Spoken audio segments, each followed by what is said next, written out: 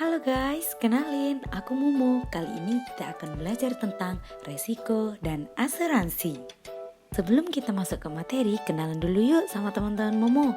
Ini ada Suci Fajaryati, Izatun Nisa, dan Rahmat Hidayat.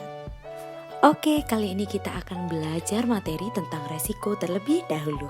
Kira-kira apa ya pengertian dari resiko itu? Yuk simak penjelasan berikut ini ya. Resiko, suatu keadaan di mana terdapat unsur ketidakpastian dan unsur bahaya akibat atau konsekuensi dari suatu proses yang sedang berlangsung maupun kejadian yang akan datang. Jenis-jenis resiko dibagi menjadi 4. Yang pertama, resiko spekulatif. Yang kedua, resiko murni. Yang ketiga, resiko pasar. Dan yang keempat, resiko dinamis.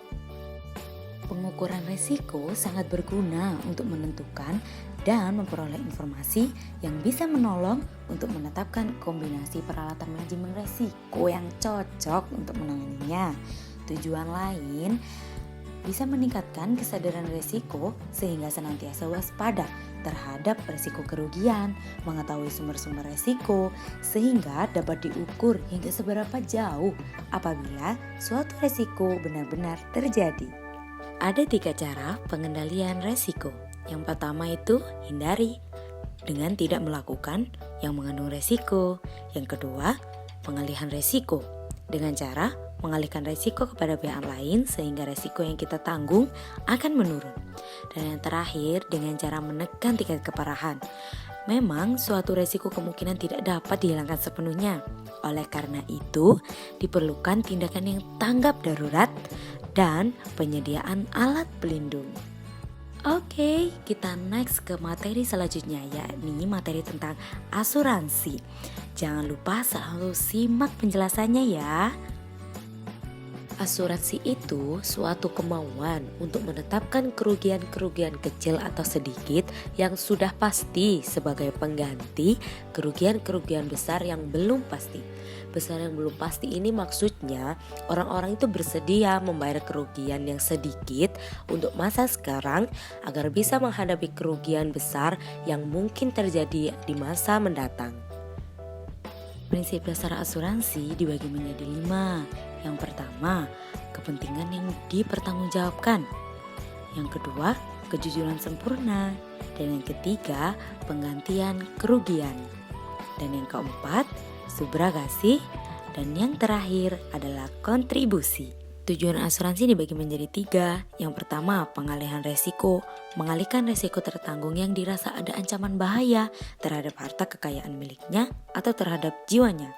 Yang kedua, pembayaran ganti kerugian. Jika suatu ketika ada peristiwa yang menimbulkan kerugian, maka kepada yang tertanggung yang bersangkutan akan dibayarkan ganti kerugian yang seimbang dengan jumlah asuransinya. Yang terakhir, pembayaran santunan asuransi. Kerugian dan asuransi jiwa ini biasanya disebut asuransi sosial untuk melindungi masyarakat dari ancaman bahaya kecelakaan yang mengakibatkan kematian atau cacat tubuh. Ada beberapa manfaat dari asuransi. Yang pertama, memberikan rasa aman dan perlindungan asuransi yang dimiliki oleh tertanggung. Yang kedua, sebagai tabungan dan sumber pendapatan. Yang ketiga, pendistribusian biaya dan manfaat yang lebih adil. Dan yang keempat, membantu meningkatkan kegiatan usaha. Dan yang terakhir, sebagai alat pengelolaan resiko. Jenis-jenis asuransi dibagi menjadi 2. Yang pertama, jaminan sosial. Jaminan sosial ini merupakan asuransi wajib yang setiap orang harus memilikinya. Seperti jika seorang sakit harus dijamin pengobatannya atau mencapai umur ketuaan atau pensiun. Yang kedua, asuransi sukarela. Setiap orang boleh mempunyai atau tidak mempunyai asuransi ini.